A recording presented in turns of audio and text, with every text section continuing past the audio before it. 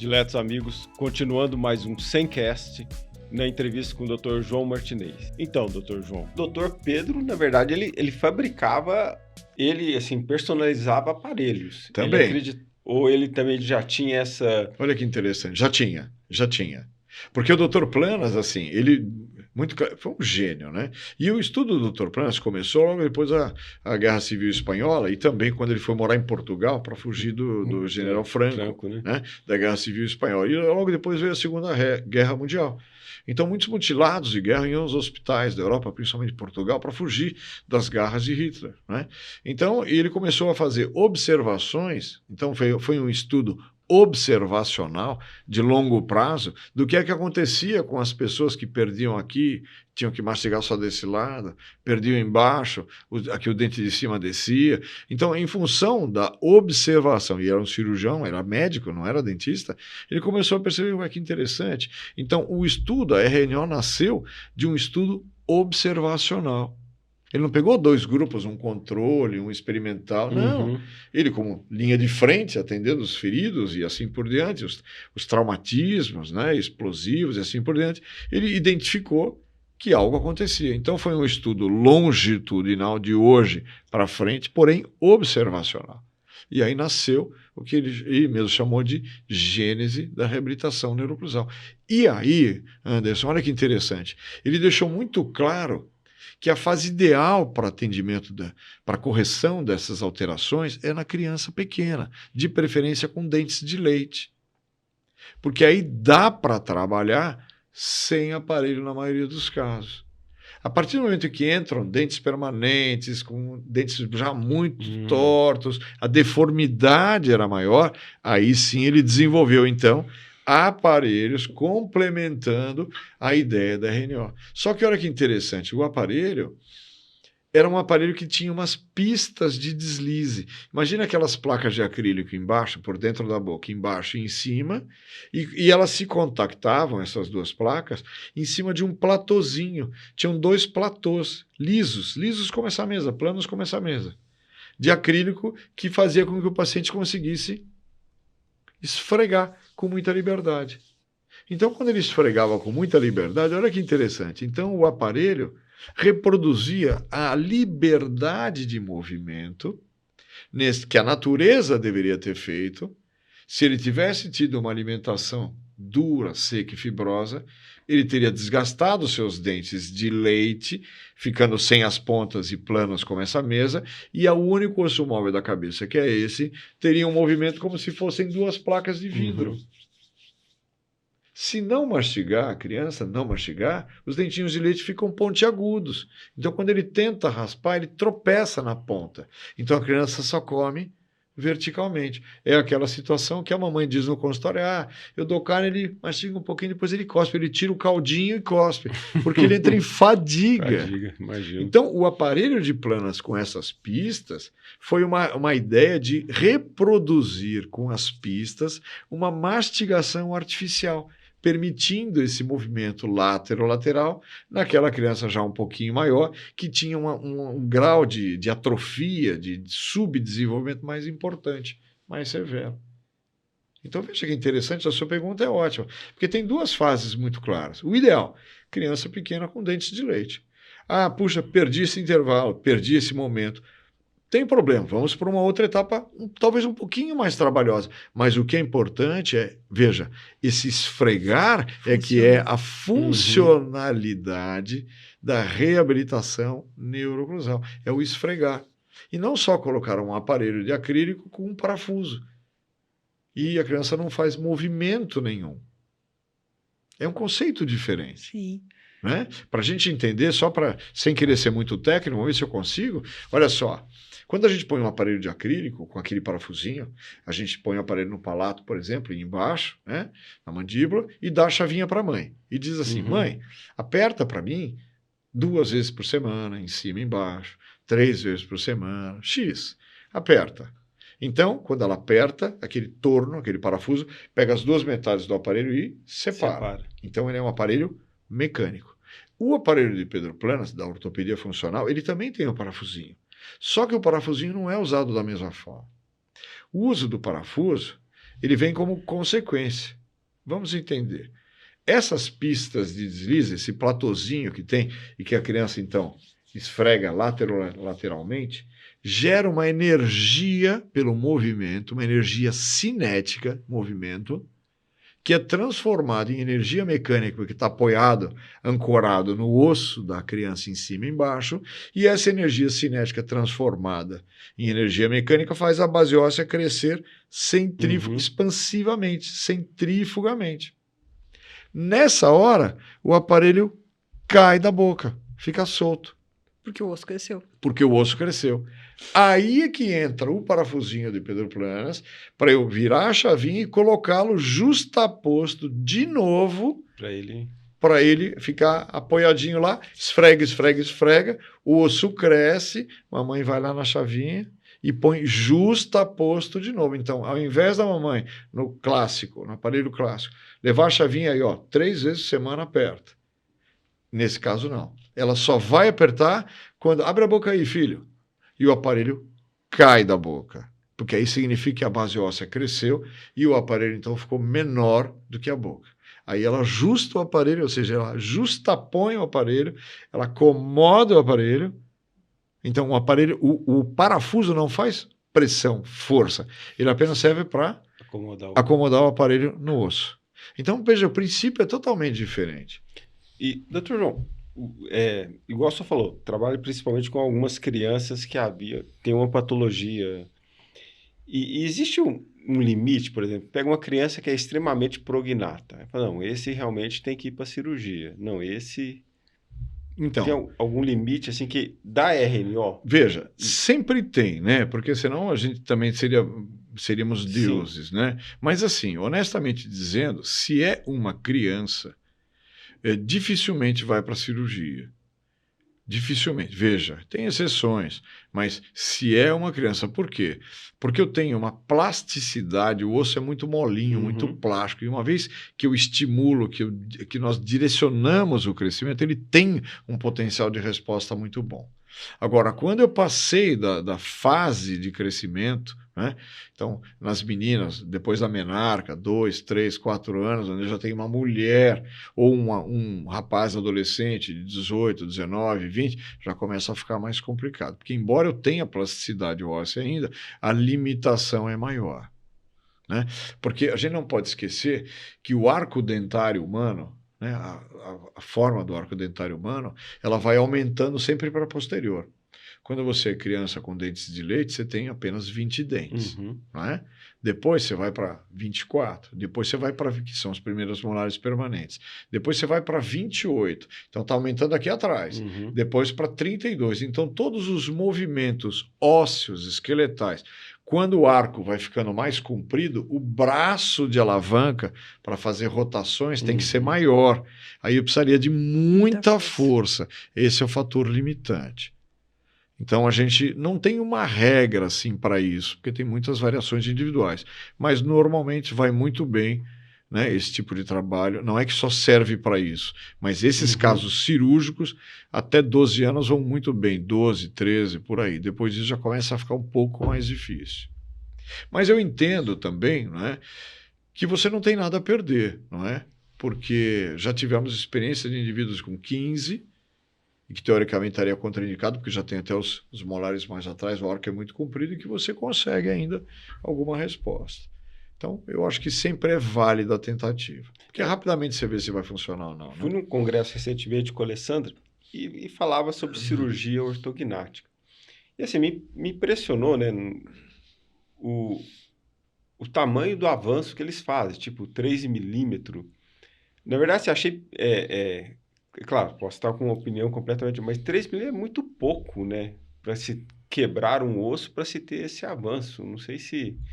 Se justifica, né? Eu entendo. Uma cirurgia dessa para... Porque assim, claro, o cara que tem um pé Robin, que você precisa, sei lá... Um centímetro. 10 milímetros, tudo bem. Mas eu não sei, Então, esses também são os casos que a gente chama de borderline, né? Sim. Que são os casos limítrofes, né? Por isso que eu digo, eu acho que sempre é interessante escutar mais uma opinião também, né? Porque eu acho que sempre, do ponto de vista da ciência, né? Ela muda muito rápido, né, Anderson? A Sim. ciência muda muito rápido. O conceito médico, eu me lembro que eu aprendi, né, 40 anos atrás, hoje virou quase que tudo, tirando a fisiologia, que é a mesma, mas terapêutica, materiais, evolui, muda.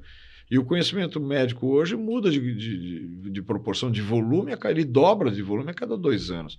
Então, tem que se tomar um pouco de cuidado, né? Eu sempre digo que é assim, nós não somos deuses, não fazemos milagres. Então, o bom senso ele tem que ser imperativo, né? Mas eu entendo que, num caso borderline, num caso limítrofe, por que não tentar? Por que não melhorar? Porque a gente também não pode esquecer que nós lidamos com humanos, né? Então, eu antes de pensar em, olha, aqui tem que fazer cirurgia, eu pergunto, você quer fazer cirurgia? O quanto te incomoda? Porque também tem isso, né? Muitos dos nossos trabalhos são focados no procedimento cirúrgico, que eu entendo que, por definição, o procedimento cirúrgico é uma manobra terapêutica radical. Ela deve ser a última instância. Antes do procedimento cirúrgico, tirando as situações, claro, particulares especiais, você merece um tratamento clínico antes, pelo menos uma tentativa. E nesses casos, em poucos meses você já tem uma previsibilidade de resultado, se vai andar ou não vai, e se vai para a cirurgia ou não. Então eu entendo que é mais ou menos por aí. Bom senso sempre, né? Eu achei que, na verdade, a RNO ela veio de encontro a uma coisa que me ansiava isso. Porque, assim, uma coisa é a gente... Uma criança com malformação, né? Então, a gente tem uma criança com um problema, um problema anatômico, uma falta, uma falha. E eu tinha...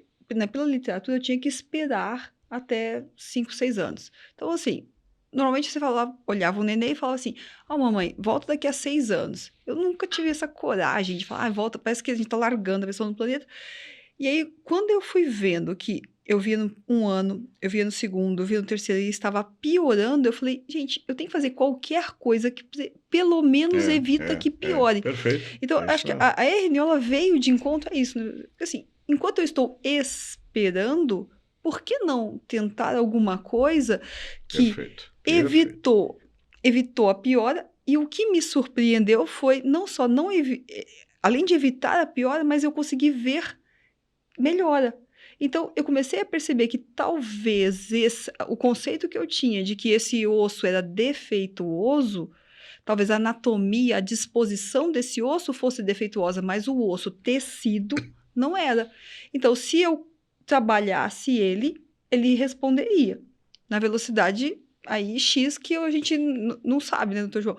Mas quando a gente começou a trabalhar esse osso dessa forma, a gente teve resultados surpreendentes. Então, enquanto a gente espera, a gente tenta organizar.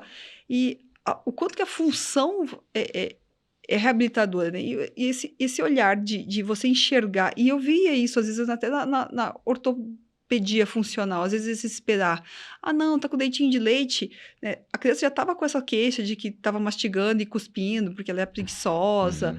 Ela é preguiçosa, ela não gosta de mastigar, né? Então, e a gente via o déficit, embora não fosse funcional, você olhava na boca da criança, estava bonitinho, estava tudo encaixadinho. Mas tinha essas queixas e você não conseguia enxergar. Então, acho que esse entendimento da fisiologia é que é o mais importante, né, doutor João? Perfeito. E você falou uma coisa muito interessante. Ela fez um comentário muito genial, né? Que isso talvez seja uma das maiores premissas da reabilitação neurocruzal. Não tem que esperar.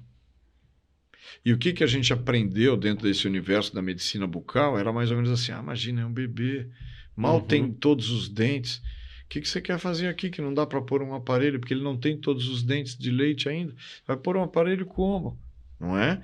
Então, era uma limitação nossa, do ponto de vista médico, do ponto de vista profissional, era uma limitação nossa. A gente não tinha ferramenta. Não tinha ferramentas para isso, então eu dizia para aquela mãe, quase que sacramentando, que vai piorar, mas eu não sei o que fazer agora. É uma forma de você ficar no seu, entre aspas, pedestal, confortavelmente, esperando piorar, porque vai piorar, para depois você entrar como o salvador da pátria lá e melhorar ou minimizar o dano.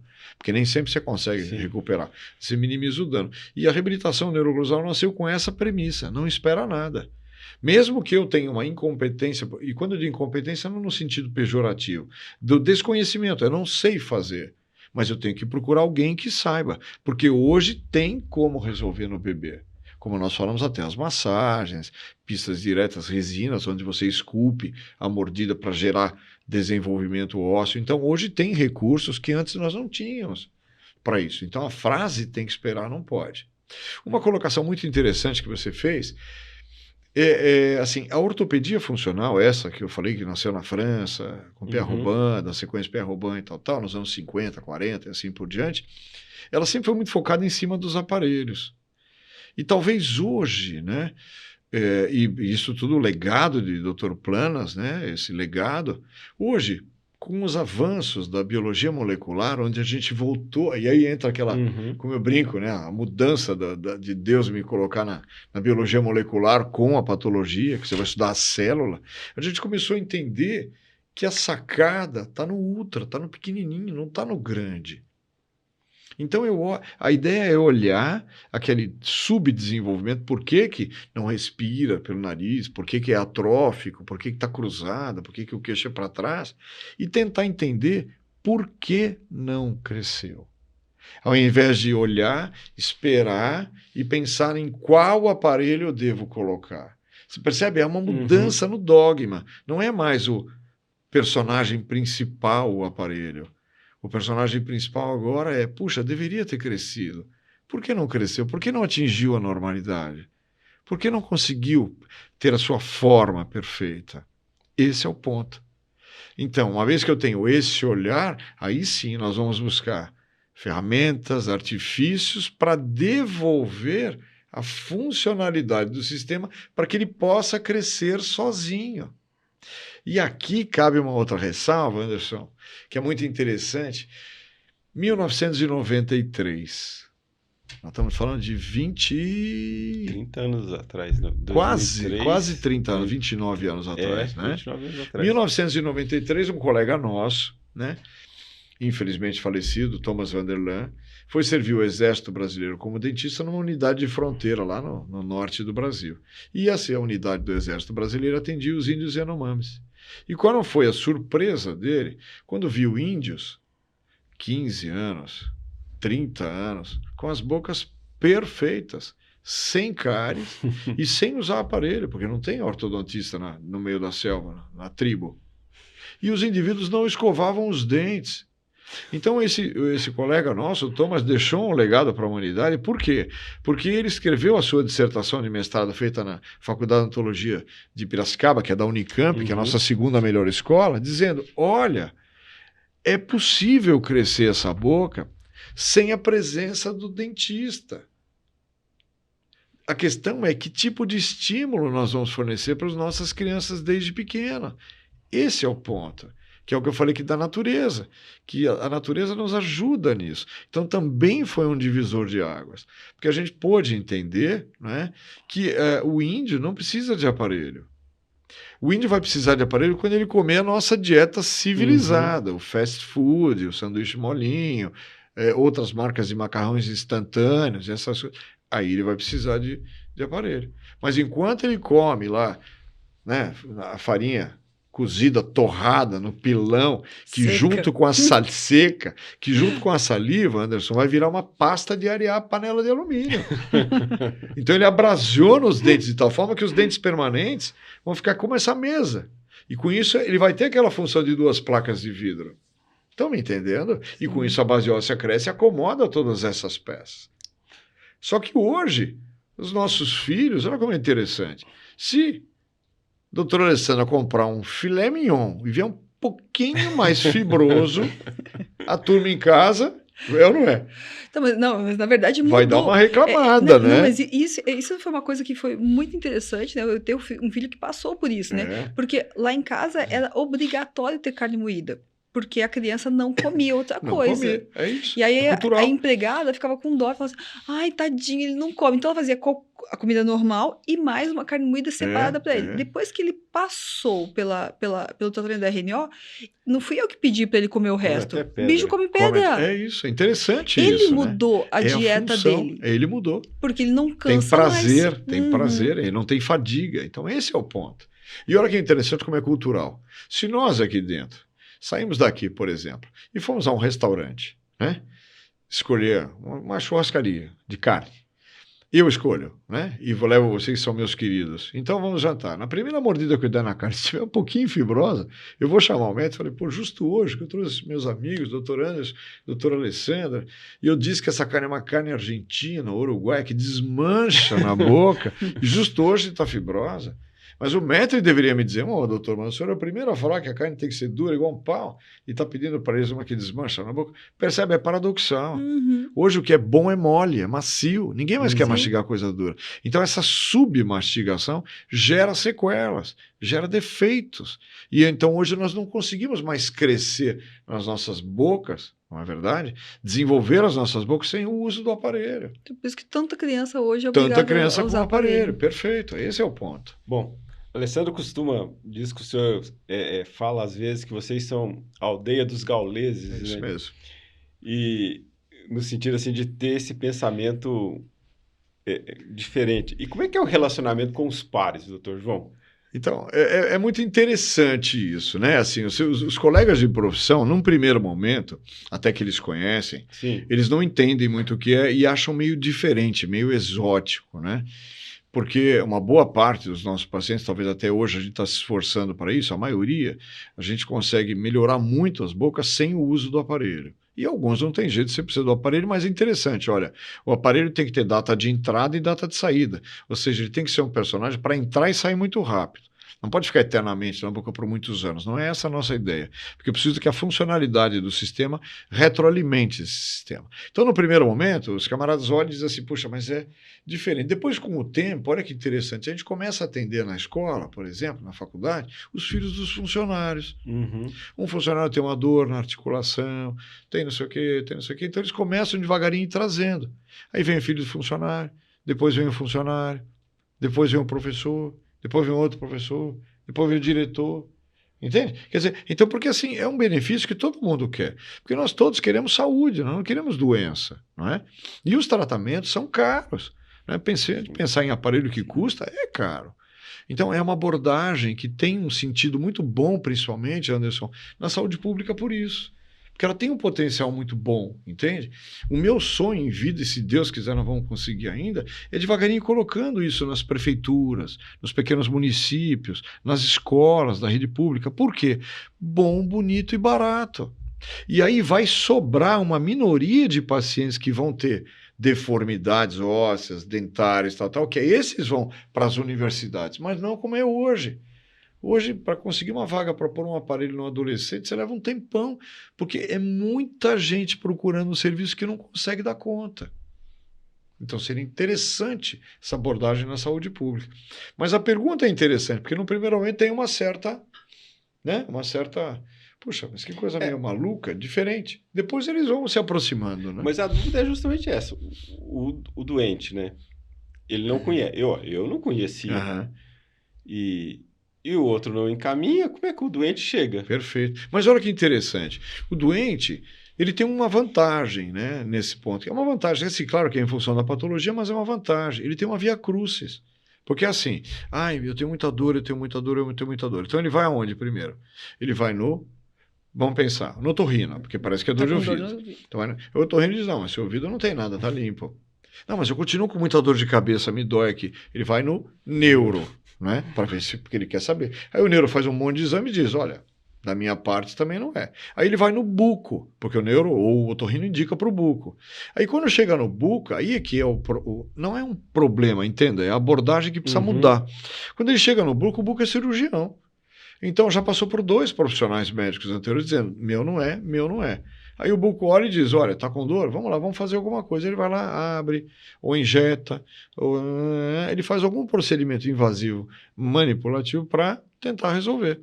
Ou, na melhor das hipóteses, se ele tiver uma visão talvez um pouco mais abrangente, ele põe uma placa de mordida sobre os dentes para aliviar sintomas. Mas aí, com as mídias hoje, que é o que a gente está falando, as mídias estão nos ajudando. Porque as pessoas que estão tendo bons resultados com a RNO, essas pessoas vão postando. Então, em algum momento, o paciente diz, parece que tem em algum lugar aqui que eu posso ajudar. E um fala para o outro muito rápido, porque as redes multiplicam Sim, isso. sim. Consequentemente, uma vez que ele conhece e a gente consegue um bom resultado, né? Claro que não é em todos os pacientes, mas na maioria. Então, quando você consegue um bom resultado, esse paciente sai com uma experiência positiva e ele multiplica essa experiência. E é assim que funciona. E aqui uma história interessante. Dentro desse universo acadêmico, nesses quase 40 anos ou 40 anos de docência, todo o curso de pós-graduação, muitas vezes a gente chegava na recepção da faculdade e dizia, olha, para a clínica do mês que vem eu preciso de tantas crianças, preciso de pacientes, porque os alunos estão terminando os casos e precisam de novos. Então a gente ia lá e pedia. Com a reabilitação neuroclusal, veja que interessante, é curioso isso, há mais de 20 anos, mais de 20 anos que eu não vou numa recepção pedir pacientes. Eu tenho que, às vezes, infelizmente, dizer, eu não consigo agora. Me dê 4 meses. Não, mas doutora, pelo amor de Deus. Se tem dor, eu ponho na frente. Mas eu tenho uma lista de espera. Porque a demanda é muito maior do que a gente consegue. Por isso que é importante essa iniciativa. Essa iniciativa é importante. Por quê? Porque precisa multiplicar essa informação. Para que a gente possa capacitar mais profissionais para atender essa demanda da população. Porque é um caminho menos invasivo, Sim, rápido, custo mais baixo. Mais baixo, né? Não é? Eu brinco, falo com as mães assim, olha, o que a senhora ia gastar no aparelho, leva seu filho para ver o Mickey. Brincando, lá nos Estados Unidos. Brincando, né? Porque agora nem isso não dá mais com o dólar alto, né? Pelo menos por enquanto, né? Mas é uma brincadeira. Então, eu acho que é importante, né, você relocar esse recurso. Porque a saúde é muito cara, né? E eu entendo que não é esse o caminho. A gente tem que trabalhar e militar na área da saúde, não na da doença. Mas, infelizmente, os nossos cursos de formação na graduação, eles são focados em cima da doença. Né? Então, o aluno da graduação em odontologia, ele entra aprendendo a restaurar o que quebrou, a tratar o canal do que adoeceu, não é? A repor o dente perdido. Mas, gente, deveria aprender, antes de mais nada, a não perder nenhum dente, porque perder um dente é uma mutilação, é como perder a ponta de um dedo. O dente é um órgão. Sim. Então, a perda de um dente é uma mutilação. Então, essa abordagem que a gente vê no sentido da saúde, ela é bastante interessante e essa é a fé que eu tenho de que, quem sabe um dia algum político nos escute aí, né, e promova pelo menos alguma abordagem nesse sentido, né? Bom, hoje o senhor coordena um grupo, né, dentro de uma instituição para formar novas pessoas na arte da RNO, Isso. né? E assim, uma coisa que eu vejo é que eles vão e cada vez eles ficam, né? Exatamente, vai aumentando a família. Vai aumentando a família. Isso é muito bom. Tá? E assim, sinal que assim, acredito que se não houvesse realmente a aplicabilidade e a observância de que isso funcionasse, não teria isso, né? Perfeito, eu acho que é por aí mesmo. Né? Assim, claro que eu sou suspeito, né? Quem está nos ouvindo aqui, nos vendo, tem que dar um desconto, porque a gente tem uma coisa chamada paixão pelo que faz, né? Então, quando você gosta muito, e sei que vocês também, quando nós gostamos muito do que fazemos, mas eu acho que essa é a arte da história, né? O diferencial hoje em dia é o quanto você se apaixona pela coisa, né? A paixão é o grande diferencial, porque quando você tem paixão, você se compromete com aquele objetivo, com aquela meta que você quer atingir. Então, paixão é a grande diferença. E o que é interessante, realmente você falou tudo. São 3 anos de curso, os nossos ex-alunos, eles continuam frequentando. Uhum. E óbvio, eu acho bacana isso, porque como eu digo a eles, olha, eu também estou estudando, porque eu também estou aprendendo com vocês. Então, à medida em que nós estamos formando uma etapa e que vem novos, se você fica, você vai aprender mais, porque eu também estou aprendendo cada dia que passa. Então, porque o conhecimento é um tijolinho em cima de um tijolinho. E isso vai fazendo a família crescer e multiplicar. E esse é o ponto que a gente tem que focar. Porque quanto mais profissionais ao nosso lado nós tivermos, são sementes que vão germinando em outros solos, né? Essa é a abordagem que me deixa muito feliz. Bom, estivemos hoje aqui com o Dr. João Martinez. Dr. João, só quer deixar algumas palavras aí para quem estiver nos vendo e nos ouvindo? Olha, eu gostaria, assim, eu acho que até já falei, mas eu acho que a principal palavra que eu deixaria seria realmente essa ideia da paixão, né? Da vontade, do acreditar, né? O jovem hoje, né? E eu sou pai de 3 mulheres, né? 2 estão na profissão, na odontologia, né? A grande dificuldade com o jovem hoje é fazê-lo acreditar que é possível, né? Hoje nós vivemos uma geração com uma overdose de informação, como nós falamos, é difícil filtrar, né? Mas a maior dificuldade hoje é a crença, é fazer você acreditar que é possível e que você é capaz de. E nesse caldeirãozinho entra paixão, amor, que são os ingredientes básicos para atingir uma receita de sucesso. E quando a gente fala em sucesso, tem que tomar um pouco de cuidado, porque não é uma questão de dinheiro, hein? É uma questão de satisfação, de vocação, de fazer o bem para o próximo. E não é um discurso, é assim que tem que ser. O dinheiro, ele vem como recompensa. Ele vem da palavra honor, do latim, né, dos romanos, honra. Então eu tenho a honra de ser paciente do doutor e por isso eu lhe remunero. Essa é a ideia. Tá bom? Então é isso que eu agradeço. Foi um prazer muito grande estar com vocês. João, sabe que Espero o prazer ter ajudado. Foi todo nosso e tenho o senhor em minha mais elevada estima. Tá? É recíproco. Muito obrigado pela presença do senhor, obrigado pela Alessandra por participar dessa entrevista. Eu acho que a gente tem que falar que o tema é muito amplo e muito Sim, provavelmente claro. o senhor vai voltar várias e várias vezes para que a gente vá dividindo esse tema. A aplicabilidade da RNO é tão grande que a gente vai ter que dividir em pedacinhos e trazer o senhor muito mais vezes aqui. Vai ser um prazer se eu puder colaborar, de verdade, com muita paixão. Bom, a nossa audiência, o Dr. João vai voltar com certeza e com mais histórias, que é o que eu acho que enriquece muito isso aqui. Meu muito obrigado e até o nosso próximo episódio.